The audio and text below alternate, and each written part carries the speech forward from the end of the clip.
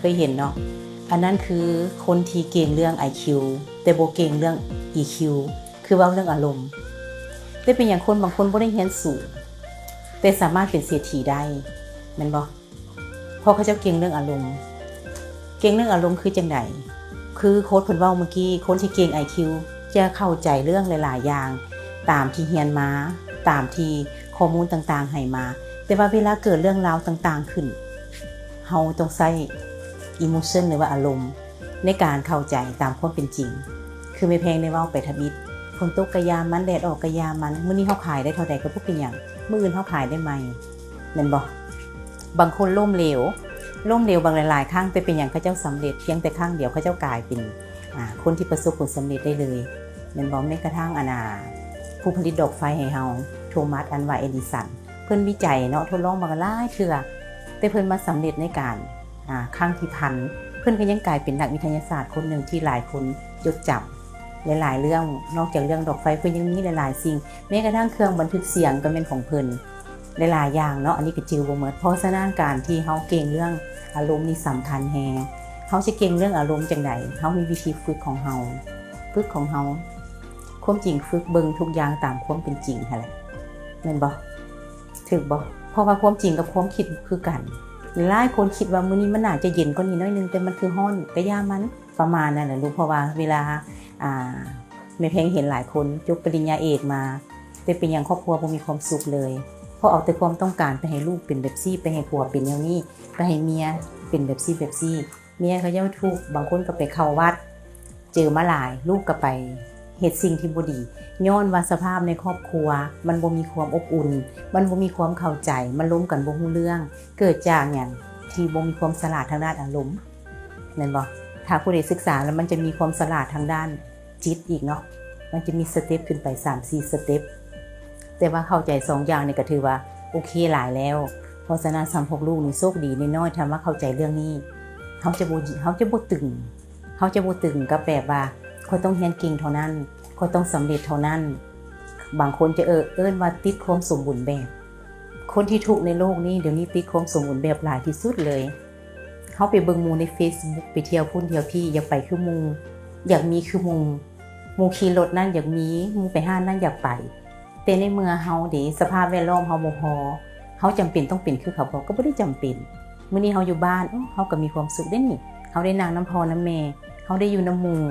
เฮาได้มาวัดเฮาได้เฮ็ดสิ่งดีๆเพื่อตัวเองเพื่อคนอื่นคือโค้ชว่าเพื่อสังคมมันก็ดีหมดทุกอันถ้าเฮาคิดเป็นมันบ่จำเป็นแล้วสิ่งที่เฮาเห็นภาพที่เขาเจ้าโชว์มาหั่นบางครั้งมันบ่ได้เป็นความจริงได้ลองถามเบิ่งเด้อเห็นผู้ใดถ้าว่ามีหมู่ที่รู้จักเห็นเขาเจ้าไปถ่ายรูปเห็นเขาเจ้าไปโพสต์ถ้ามันมีโอกาสเจอลองถามเขาเจ้าว่านั่นเห็นตัวโพสต์นี่เป็นตะม่วนเนาะแล้วลองฟังคำตอบเขาเจ้าสิตอบจังได๋พอแม่แพงมักถามบางคนก็จะตอบว่าโอ๊ยเห็นแต่ภาพแต่ความจริงคงบ่เมื่อยสิตายไปเที่ยวเพิ่นแล้วบางคนก็จะมาจมอีกโอ๊ยไปเที่ยวหลายวันนี้เมิดเงินก็มาจมแม่นบ่แล้วคนที่จะเข้าใจว่าเฮาไปนี่เฮาไปครบสุขเฮาก็มีทั้งภายในภายนอกเลยมันคนละแบบกันเนาะก็สิประมาณนั้นใครมีคำถามบ่ถามได้แลกเปลี่ยนบ่มีผิดบ่มีถูกลูกบ่มีผิดบ่มีถูกพอเฮายังมีเวลานิดนึงท่านเตเพิ่นมาบอกว่า 11:00 นว่าซั่น 11:00 นตัวน้องเอกมันจะมีช่วงนึงเนาะในการที่ว่าเริ่มต้นโครงการตัวนี้เพื่อนมักจะถามว่า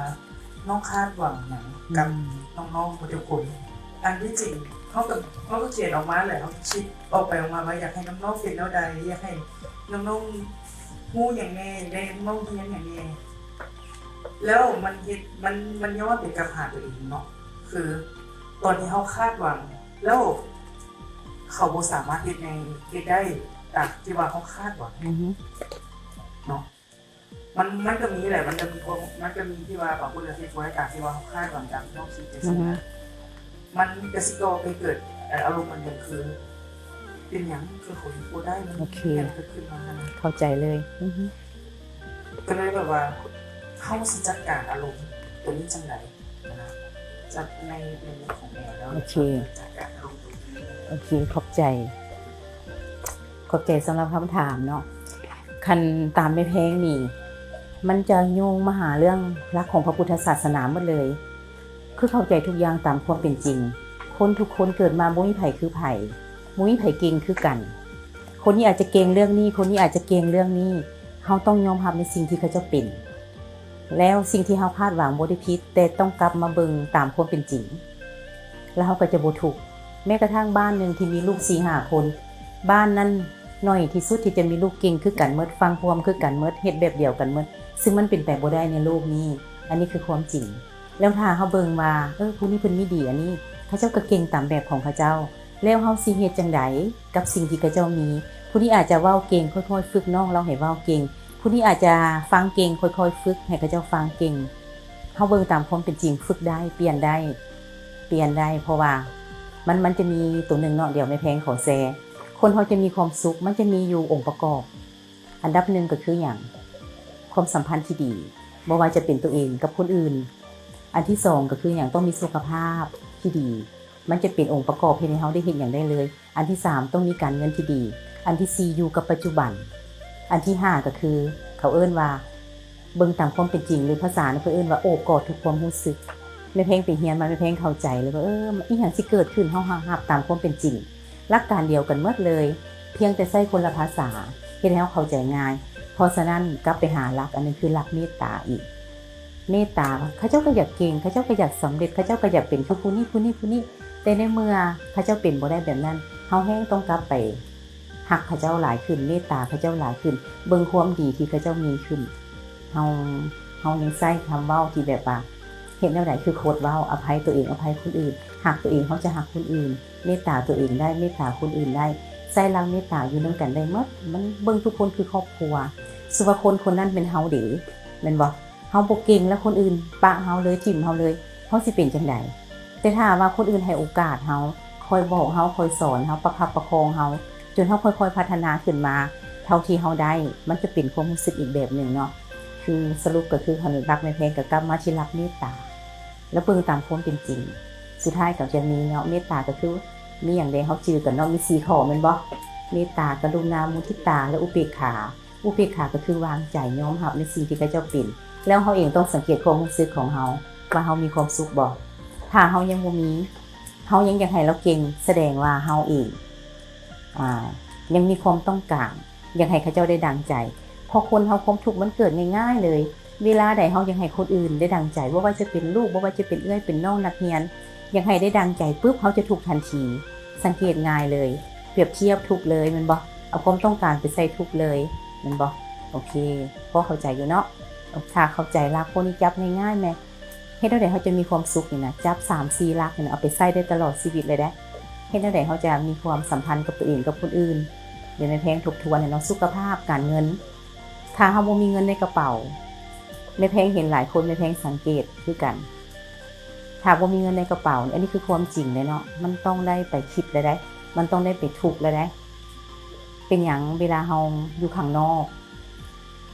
มันคือกับอยู่วัดทันทีอันนี้คือความจริงเลยเฮาจะยุ่งเรื่องปากเรื่องท้องหลายเกินไปและเฮ็ดให้ปฏิบัติก็ยังยาก